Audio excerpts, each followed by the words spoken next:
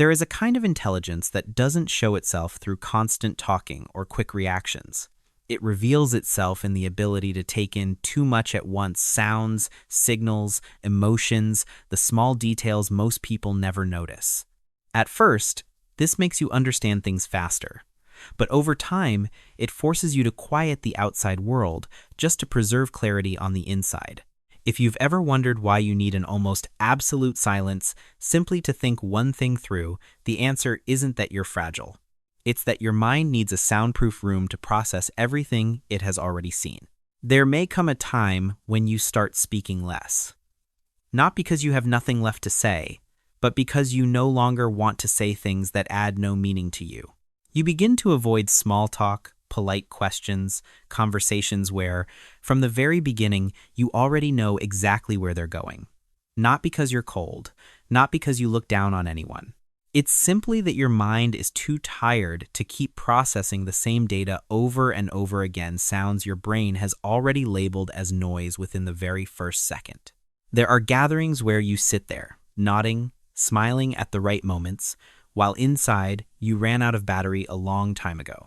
You go home. You close the door. You turn off notifications. Click. The volume of the world drops. And in that moment, you don't feel lonely. You just feel able to breathe again. If someone has ever said that you're becoming distant, perhaps all they noticed was a door closing. They didn't see why you needed to close it. Because the truth is, you don't hate people. You just can't endure the volume you're required to absorb when it goes on for too long. There are minds that cannot remain in constant noise without slowly exhausting themselves. And when you step back a little, participate less, explain less, that isn't a sign of weakness. It's simply the moment you allow your nervous system to exist in a space where it no longer has to brace itself just to survive. Imagine the mind the way you brew coffee. For most people, the brain works like a paper filter. Water passes through, the grounds are held back. Only what's necessary continues on. This method is safe, clean, and good enough for most everyday situations. But for some minds, that filter is thinner. Or sometimes, it's no longer a filter at all. It's more like a wide funnel, high bandwidth. Everything flows through at once, not just the water, but the grounds, the aroma, even the most subtle flavors others never get to taste. This isn't a design flaw. It simply means your brain takes in more data at the same time. You hear more, you see more, you sense more layers within a single moment. And because of that, your brain has more work to do. In neuroscience, the ability to block out stimulation is known as sensory filtering. Not all brains filter the same way. Some minds allow more signals to travel deeper before they're screened out. What's the result? You tend to stay longer with whatever you're processing, but you also spend more energy, not because you think inefficiently, but because you don't miss anything. And when too much flows through that funnel at once, the brain needs time, it needs space, it needs quiet, not to escape, but to finish processing. Otherwise, the data stream keeps running non-stop without pause. And the only way the brain can prevent overload is by reducing incoming signals. That's usually when you feel the urge to close the door, lower the volume, step away from unnecessary interactions. Not because you're weak, but because your brain is operating at a high capacity.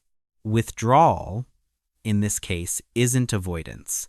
It's simply the only way to clear the buffer of a system running at full power. The world outside this room operates on a different rhythm.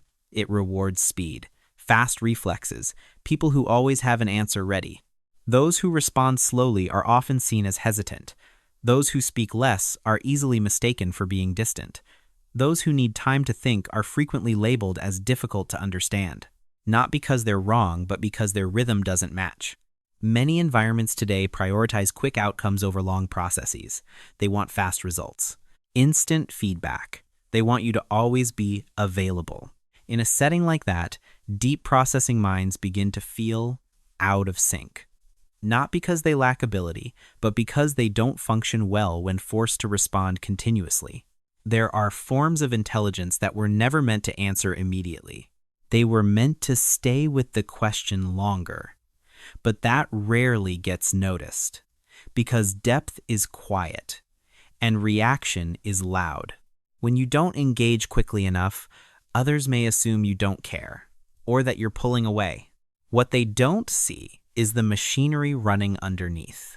They don't see you sorting, cross-checking, and connecting thousands of scattered data points to arrive at the most accurate answer, not the fastest one.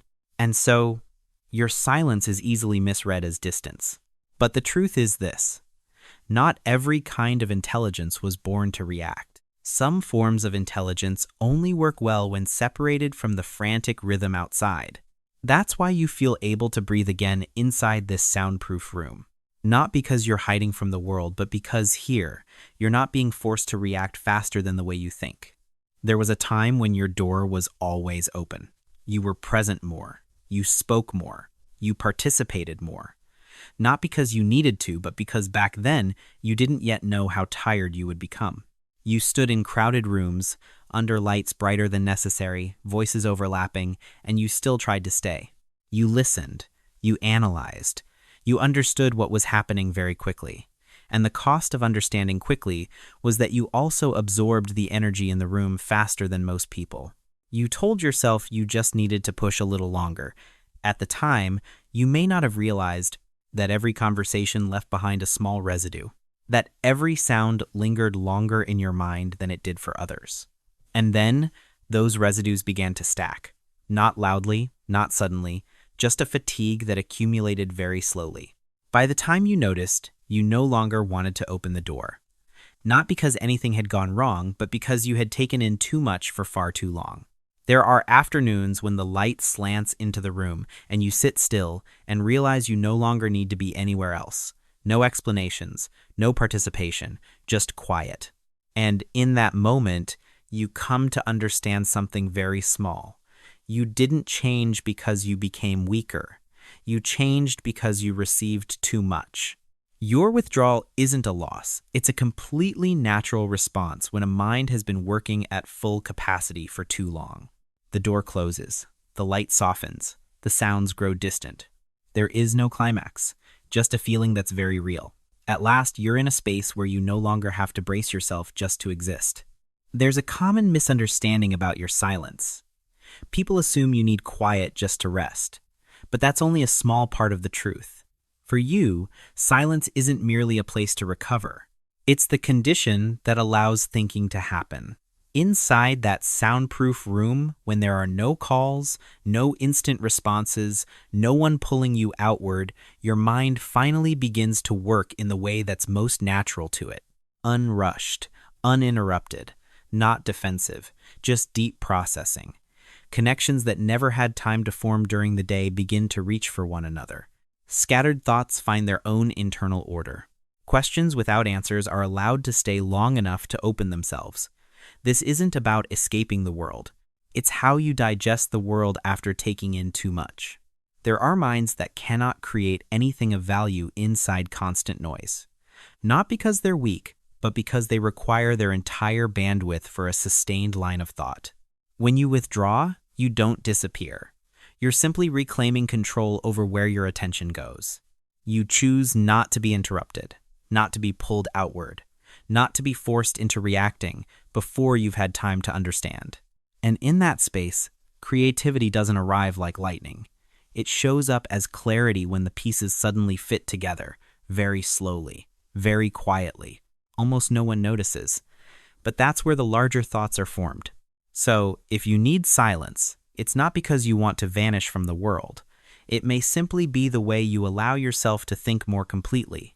At this point, there's nothing left to prove. The room is still there, the light hasn't changed, there's no signal telling you that you need to get up. You don't have to open the door again. You don't have to step back out. You don't have to become a different version of yourself just to match the rhythm outside. You may still return to the world, still speak, still work, still show up when needed. But perhaps now, you know that you can come back here at any time. Not as a place to hide, but as a space where you don't have to be on guard. If, while listening to this, you didn't nod much, didn't feel persuaded, didn't feel the urge to do anything right away, but instead felt a quiet sense that someone had just spoken exactly to the place where you're sitting, then maybe you don't need any further explanation. You don't need to take this anywhere. You don't need to apply it. You don't need to change. Just know this: your silence is not an empty space. It's a space that's safe enough for you not to have to make yourself smaller.